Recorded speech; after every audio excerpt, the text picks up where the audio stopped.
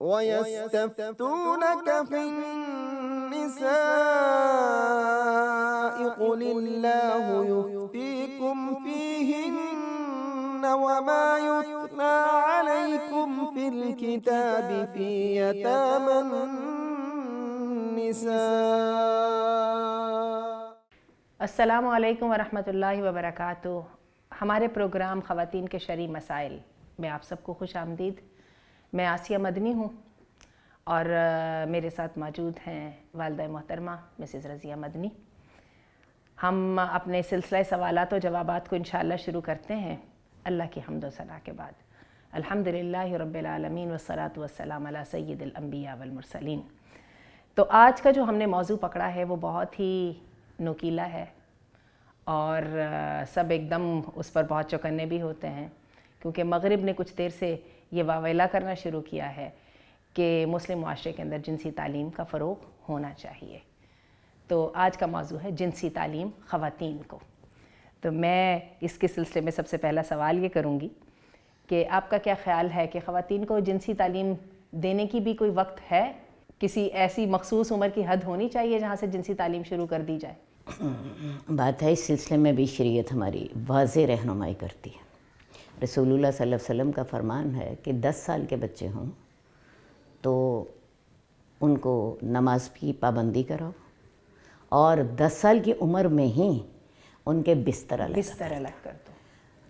اور یہ بستر 2 بھائیوں کے بھی اکٹھے نہیں ہونے چاہیے اور 2 بہنیں کو بھی اکٹھے نہیں ہونے چاہیے اور بہن اور بھائی کا تو بالکل بھی نہیں اکٹھا. تو وہ جو استئذان کے اصول ہے جس میں ماں باپ کے کمرے میں جو جانا ہے اجازت لے کے جانا ہے، میرا خیال ہے وہ بھی اسی کا حصہ ہے. وہ بھی ہم ان پر بھی آگے جا کے ڈسکس کر لیں گے. اصل بات یہ ہے کہ 10 سال کی عمر میں چونکہ یہ جنسی جذبات بیدار ہونے لگتے ہیں تو شریعت نے اس کے آغاز میں ہی یہ روک دیا کہ ان کے بستر علیحدہ کر دو. اب بہت سے لوگوں کا سوال یہ ہوتا ہے کہ بھئی ہمارے تو گھر چھوٹے ہیں، ہمارے گھر میں تو اتنی جگہ نہیں ہے، پرائیویسی ممکن نہیں ہے، کیسے بچوں کو الگ جگہ دیں. تو اصل بات ہے اس مسئلے کو پہلے سمجھ لیں پھر اس کے مطابق حل اس کا میں ہی بتا دیتی ہوں. آپ جی ایک پلنگ پہ آپ نے 4 بچوں کو سلانا ہے. اچھا ایسا کریں 4 بچوں کے لیے نا 4 چادریں ہونی چاہیے، 4 بچوں کے لیے 4 رضائیاں ہونی چاہیے. آپ ڈبل بیڈ والی رضائی نہ لیں، آپ چھوٹی رضائیاں لے لیں اور 4 بچوں کو 4 رضائیاں دے دیں. شریعت کا تقاضا پورا ہو جاتا ہے. یعنی ایک رضائی میں 2 بہن بھائی یا 2 بھائی یا 2 بہنیں، یہ تینوں صورتیں شریعت نے منع کر دی.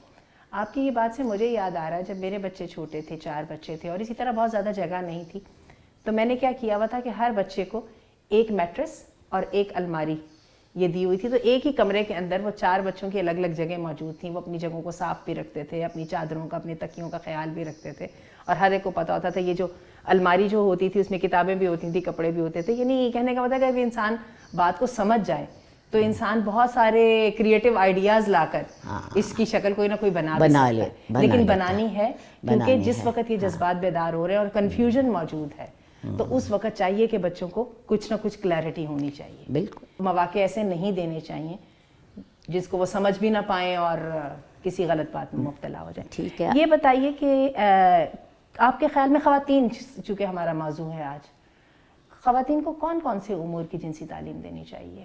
بات یہ ہے کہ 10 سال میں آپ نے ان کے بستر علیحدہ کر دیے. ابھی بعض بچیاں بالغ نہیں ہوئی ہوتی، بعض بچے بالغ نہیں ہوئے ہوتے کیونکہ لڑکے عام طور پہ دیر سے بالغ ہوتے ہیں اور بچیاں جلدی بالغ ہو جاتی ہیں. بچیوں کے بالغ ہونے میں کچھ حالات بھی کردار ادا کرتے ہیں. انسان کی معاشی جو معاملات ہوتے ہیں وہ بھی کردار ادا کرتے ہیں کیونکہ بلوغت میں جسمانی بالغ ہونا بھی ہوتا ہے اور ذہنی بلوغت بھی ہوتی ہے. کیونکہ بلوغت کے بعد ہی سارے معاملے جو ہیں گناہ ثواب کے وہ شروع ہو جاتے ہیں. ٹھیک ہے نا. تو یہ اب کیا کیا ان کو تعلیم دینی چاہیے؟ سب سے پہلی بات تو یہ ہے کہ انہیں لڑکیوں کو بتانا ہے، کیونکہ میرا موضوع خواتین ہے، انہیں حیض کے مسائل انہیں بتانا ہے، طہارت کے مسائل انہیں بتانے ہیں. بجائے اس کے کہ بچیاں ایک اچانک ان کو مینسز آئیں اور وہ خوفزدہ ہو جائیں، ہمیں انہیں پہلے سے ان کی برین واشنگ کر دینی چاہیے. ہم نے نا اپنے انسٹیٹیوٹ میں ایک سروے کیا کہ جو ٹین ایج کی بچیاں ہیں وہ جب پہلی دفعہ ان کا یہ معاملہ ہوتا ہے تو ان کے فیلنگز کیا تھے. ان میں سے 90% بچیوں نے ہمیں یہ بتایا کہ بچیاں جو تھیں انتہائی خوف کا شکار ہو گئیں۔ تو اصل بات یہ ہے کہ اس کے بارے میں ہم نے پھر یہی پالیسی بنائی کہ بچیوں کو یہ واقعہ ہونے سے پہلے بتا دینا چاہیے، بجائے اس کے کہ وہ گوگل سے سیکھیں، بجائے اس کے سہیلیوں سے پوچھیں، الٹ پلٹ ان کو معاملات کا پتہ چلے، کیوں نہ ان کی والدہ انہیں خود بتا دے، یا ان کی بڑی بہن ہے وہ ان کو خود گائیڈ کر دے، تو بچیوں کی تو یہ بلوغت کی نشانی ہوئی۔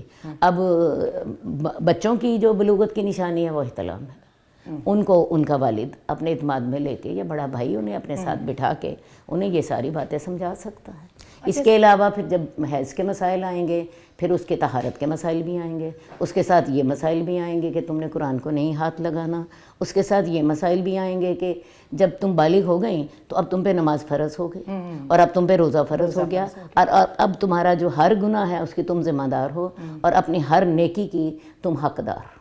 تو یہ ساری چیزیں جو ہیں یہ اس کو بتانی ہیں، تاکہ اس کے لیے وہ پہلے مینٹلی پریپیئر ہو، اور اس کو وہ ایک مطلب اس سے خوف زدہ نہ ہو، اور اس کے لیے اگر اس کی پہلے برین واشنگ آپ نے کر دی تو انشاءاللہ تعالیٰ وہ اس مرحلے کو آسانی سے کہ ابھی آپ نے جیسے کہا نا کہ بلوغت ایک جسمانی ہوتی ہے اور ایک ذہنی ہوتی ہے، تو ہم سب کو معلوم ہے کہ ارلی ایج جو ہوتی ہے نا، سب سے زیادہ ہارمونز کا زور اسی میں ہوتا ہے۔ تو اس میں یہ ہے کہ بچے جسم میں وہ ڈیولپمنٹ نہیں ہوتی، نہ دماغی نشو و نما اتنی میچورٹی ہوتی ہے، تو اس سارے چیزوں کو دیکھ کے بچے پریشان بھی بہت زیادہ ہو جاتے ہیں، جس میں یہ سمجھتی ہوں کہ والدہ کو مستقل بچیوں کے ساتھ ذہنی طور پہ رہنا چاہیے، اور والد کو اسی طرح والد کو اپنے بیٹوں کے ساتھ یا بڑے بھائی ہوں، اور کسی حد تک ایسی بے تکلفی ہو کہ کوئی مسئلہ ہو تو وہ ماں یا باپ سے کہہ بھی سکیں، ایسا نہ ہو کہ بچیاں اس کو چھپاتی پھریں یا بچے اس کو چھپاتے پھریں، ٹھیک ہے۔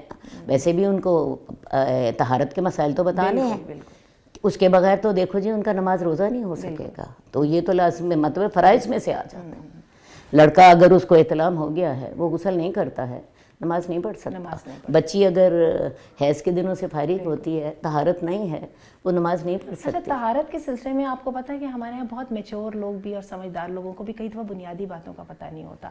کوئی غسل اور طہارت کے سلسلے میں ایک یا دو ایسی ٹپس دیں جس سے ہمیں یہ پتہ چل جائے کہ اس میں بھی بنیادی تقاضا کیا ہے۔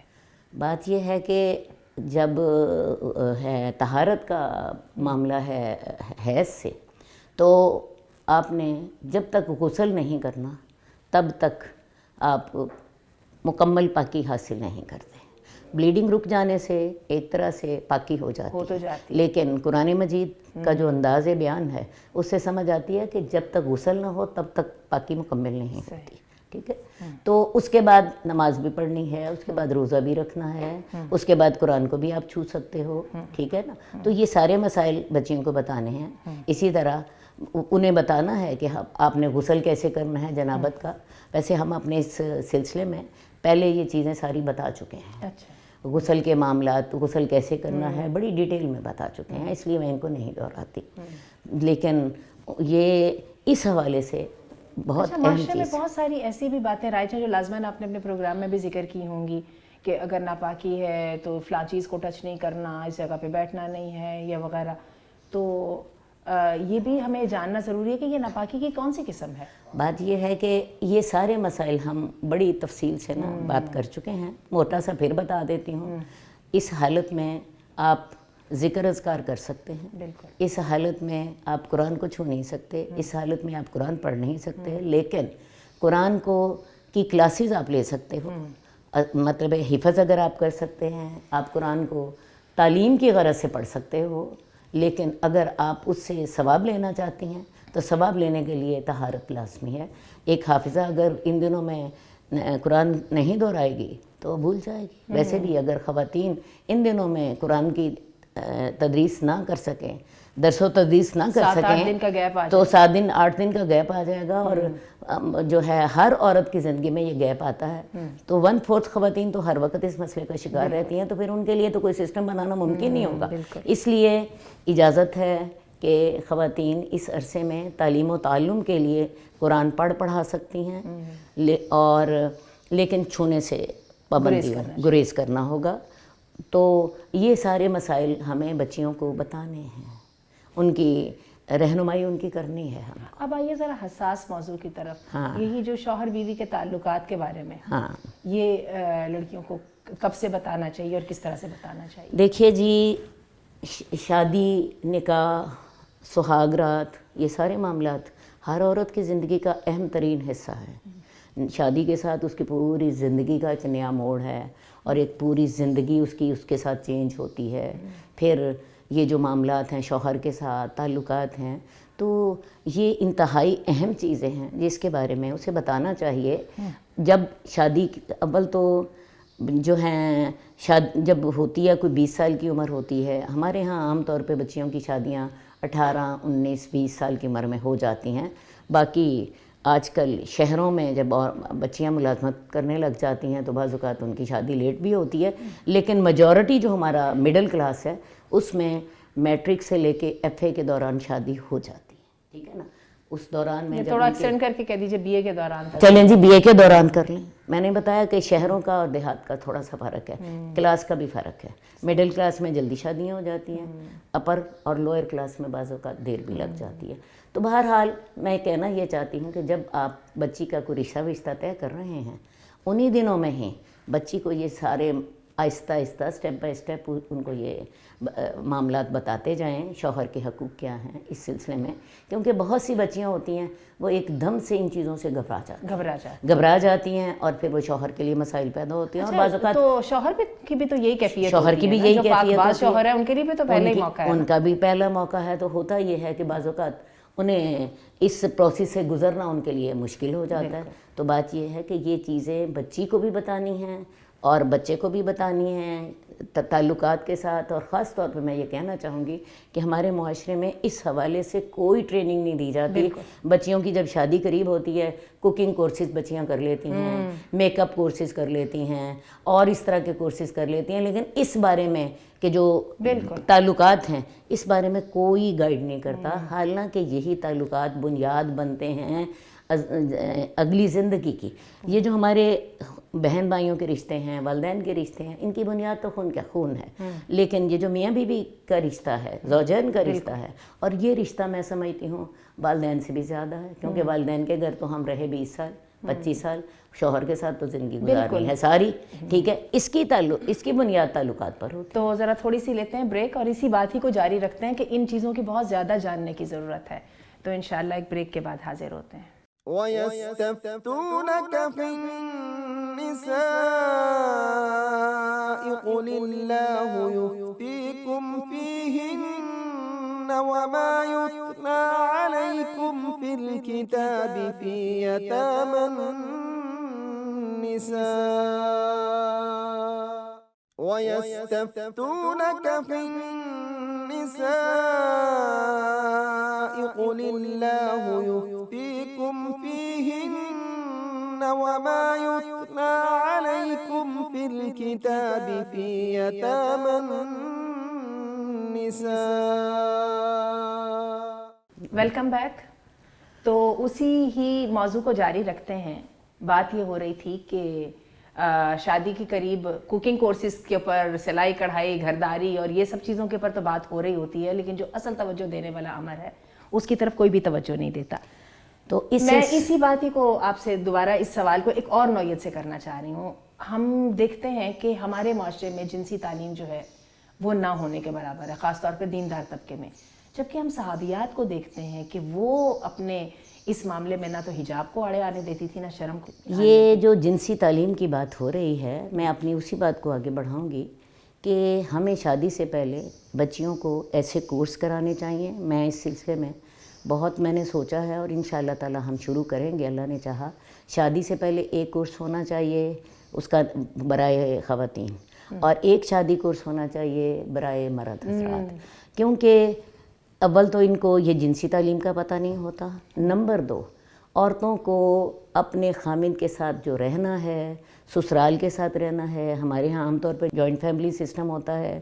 اسی طرح مرد کو بیوی کے حقوق کا پتہ نہیں ہوتا. ایک پورے انسان نے آپ کی زندگی میں آ کے ایڈجسٹ ہونا ہے, اور اس کو اپنے سسرال کے حقوق کا پتہ نہیں ہوتا, عورت کو تو حالات 2 دنوں میں سکھا دیتے ہیں، کیونکہ عورت اپنا گھر چھوڑ کے جاتی ہے اور اپنے سسرال میں اکیلی ہوتی ہے، ٹھیک ہے، اس کو تو حالات 2 دنوں میں سکھا دیتے ہیں کہ تم نے کیا کرنا ہے اور کیا نہیں کرنا، جبکہ میں سمجھتی ہوں کہ اس سلسلے میں زیادہ ذمہ دار جو ہے وہ مرد ہے، کیونکہ وہ گھر کا قوام ہے، اس نے گھر چلانا ہے، اسے پتہ ہی نہیں ہوتا میں نے بیوی کے ساتھ کیسے چلنا ہے کہ خان کی زندگی میں میری ذمہ داری کیا ہے۔ ویسے بھی یہ جو ہمارا جوائنٹ فیملی سسٹم ہے، اس میں ہوتا یہ ہے کہ مرد کو ایک عورت مل جاتی ہے، بیوی مل جاتی ہے اس کے دل بہلانے کے لیے، اور ذمہ داری اس کی کوئی بھی نہیں ہوتی، کیونکہ گھر ذمہ داری تو وہ اپنے خاندان کو دیتا ہے، کمائی کر کے لا کے تو وہ خاندان، گھر والوں نے اسے ایک گھر کا کمرہ دے دیا ہیں، وہ اس کی بیوی گھر والوں کے ساتھ ہی کھا رہی ہے، پی رہی ہے، نہ اسے پتہ ہے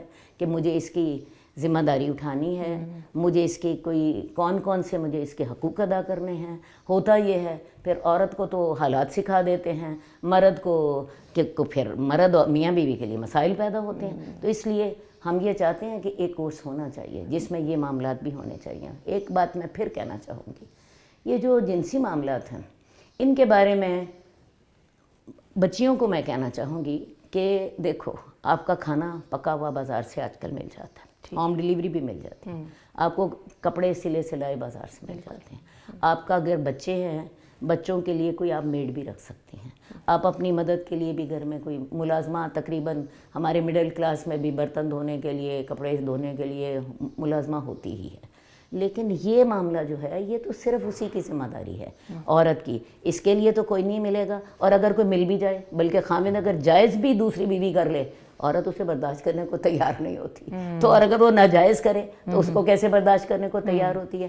تو پھر عورت کو یہ خود وہ موقع دیتی ہے شوہر کو، اگر وہ اس سلسلے میں اس کے ساتھ کوآپریٹ نہیں کرتی ہے تو وہ خود شوہر کو موقع دیتی ہے، حالانکہ اس کی اپنی چاہت بھی یہی ہوتی ہے کہ یہ معاملات میرا شوہر کسی اور کے ساتھ نہ کرے، جائز جگہ پر بھی کرے تو وہ سوکن کو برداشت نہیں کرتی، تو ناجائز جگہ پہ تو وہ 10 گنا زیادہ برا سمجھے گی۔ تو یہ عورت کا اپنا مفاد ہے اس سلسلے میں، اسے جنسی تعلیم دی جائے اور اس سلسلے میں وہ آپس میں ایک دوسرے کو ایڈجسٹ کریں۔ اور حقیقت یہ ہے کہ خواتین کے معاملے میں بہت ڈھیر سارے میتھس اور قصے کہانیاں زیادہ ہیں اور حقائق والی باتیں بہت کم ہیں، اور یہ اس کے بارے میں صحیح رہنمائی ہونی چاہیے۔ یہ ذرا آپ مجھے بتائیے کہ یہ تو بات آپ کی ہمیں سمجھ آ گئی کہ جنسی تعلیم دینی چاہیے اور اس کا بہت بڑا حصہ ہے جاننے والی چیزیں، واقفیت جن چیزوں کی ہونے والی ہیں ان میں، لیکن ایک مغرب میں بھی تو ایک تصور ہے نا جنسی تعلیم کا، تو آپ کا کیا خیال ہے؟ اور وہ اس کی بہت زیادہ اس کو پروموٹ بھی کرنا چاہتے ہیں کہ مسلم معاشرے کے اندر جنسی تعلیم دی جائے،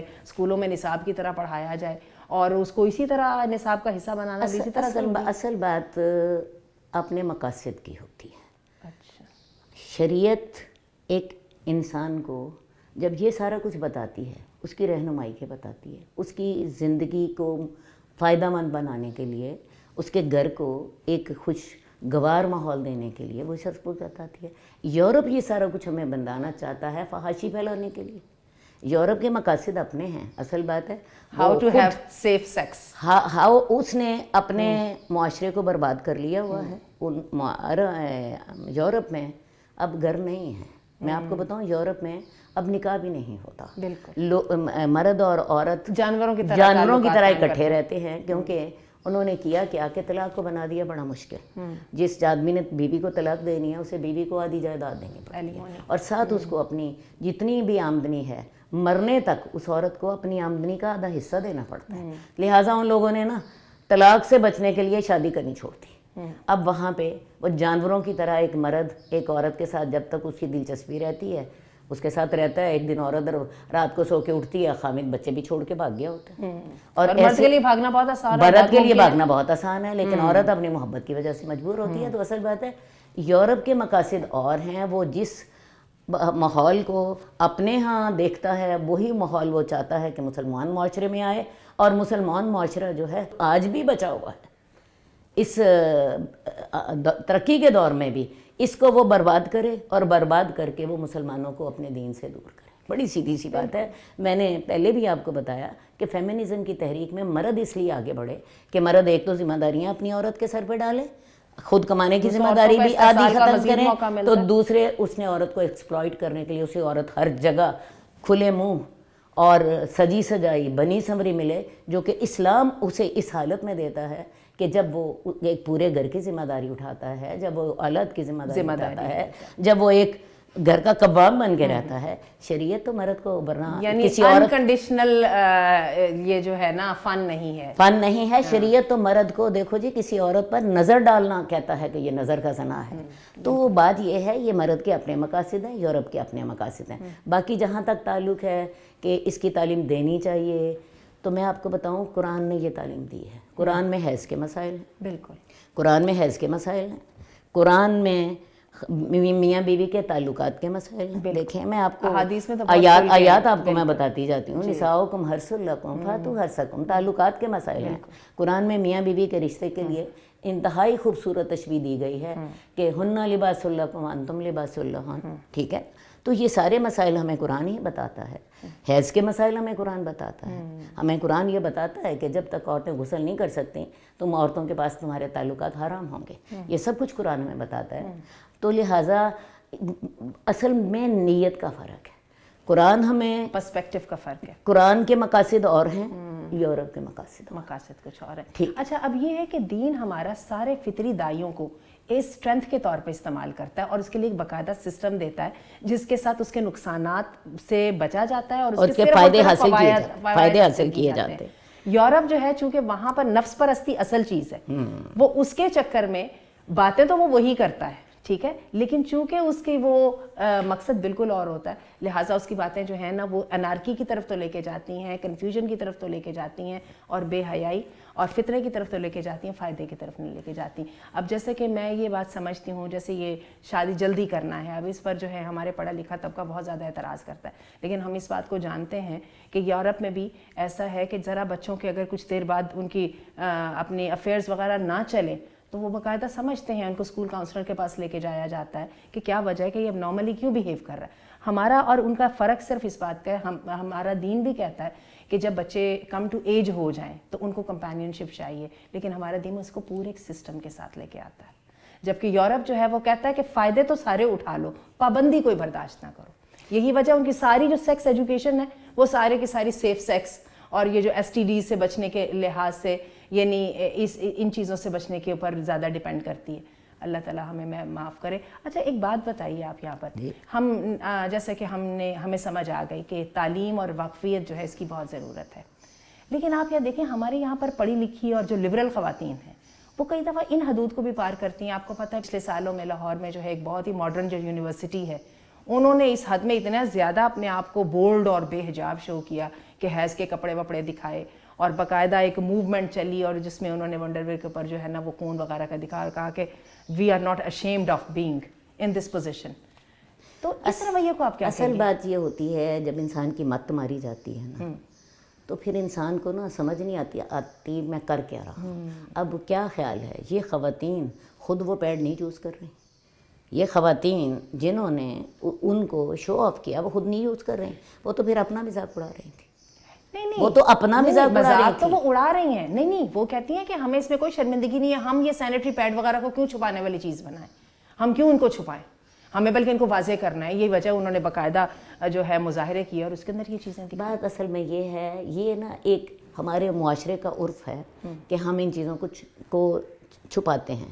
لیکن اگر شرعی طور پہ دیکھیں تو جو ہے جب اللہ تعالیٰ نے حیض کے مسائل بتا دیے قرآن مجید میں، ام سلیم رضی اللہ تعالیٰ عنہ اللہ کے رسول کے پاس آتی ہیں اور آ کے پوچھتی ہیں یا رسول اللہ اگر مردوں کو جو آتا ہے خواب میں نظر آتا ہے، اگر عورتوں کو بھی وہی نظر آئے تو کیا ان پر غسل ہے؟ یا رسول اللہ اس پر غسل ہے؟ اور اللہ کے رسول بڑا سیدھا جواب دیتے ہیں، اگر پانی دیکھے تری دیکھے تو غسل کرے، اگر نہ دیکھے تو نہیں. ٹھیک ہے. اور دروازے پر حضرت ابو بکر اور کچھ صحابی کھڑے ہیں اور وہ ایک دوسرے سے کہہ رہے ہیں کہ یہ دیکھو یہ عورت جو ہے کیسی باتیں کر رہی ہے، لیکن اللہ کے نبی اس کی تعریف کرتے ہیں. وہ کہتے ہیں انصار کی عورتوں کو دیکھو کہ وہ اس طرح کے معاملات میں شرم محسوس نہیں کرتی.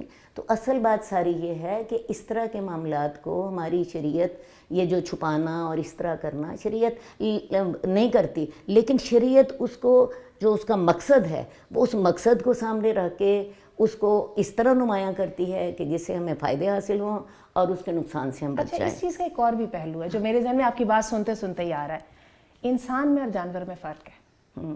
انسان لباس پہنتا ہے، ٹھیک ہے, جانور لباس نہیں پہنتا, انسان خوراک کو پکا کے کھاتا ہے, اس کی شکل اچھی ہونا بہت ضروری ہے.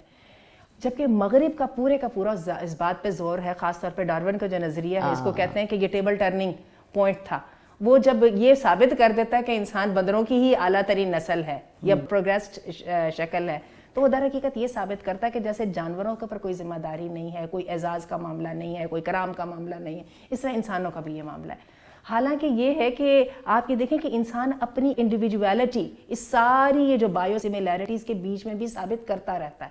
آپ مجھے ایک بات کا جواب دیجئے, ہمیں یہ یورین پاس کرنا, یا میں اس سے بھی بری بات کرتی ہوں, سٹول پاس کرنا پبلک میں کیوں اچھا نہیں لگتا؟ اس لیے کہ یہ ہماری حیا کا تقاضا ہے. اللہ تعالیٰ نے ہمیں یہ آداب بتائے ہیں کہ تم نے یورین پاس کرتے وقت آڑ میں ہو اور ہمیں اچھا نہیں لگتا کہ کوئی بندہ ہمیں یہ کرتے دیکھے, حالانکہ ہمیں سے ہر انسان کا یہ فطری دائیا ہے. لیکن شریعت نے ہمارے پر پابندی لگا دی کہ تم جب تک اپنے چاروں طرف آڑ نہیں کرو گے, نہ تم غسل کر سکتے ہو, نہ تم یورین پاس کر سکتے ہو, نہ تم سٹول پاس کر سکتے ہو. یہ ہمارے دین نے ہمیں پابند کیا ہے. تو اصل بات ہے ہمارا دین حیا کا دین ہے. تو جب ہم اس کو چھپانا چاہتے ہیں تو اس کو بھی اگر ہم ایک اعزاز کے نام پہ, ایک اکرام کے نام پہ چھپائیں تو بہت اس کی بڑی اہمیت ہے. تو وہی بات ہے, شرم و حیا, یہ غیرت, یہ جانوروں کے لیے نہیں ہے. بات ہے دین شائستگی کا نام ہے, دین وقار کا نام ہے, دین حیا کا اور نام ہے. نبی کریم صلی اللہ علیہ وسلم کی بعثت کا مقصد اخلاق کی تکمیل تھا. بس یہی بات. تو یہیں پر ہم اپنی بات ختم کرتے ہیں.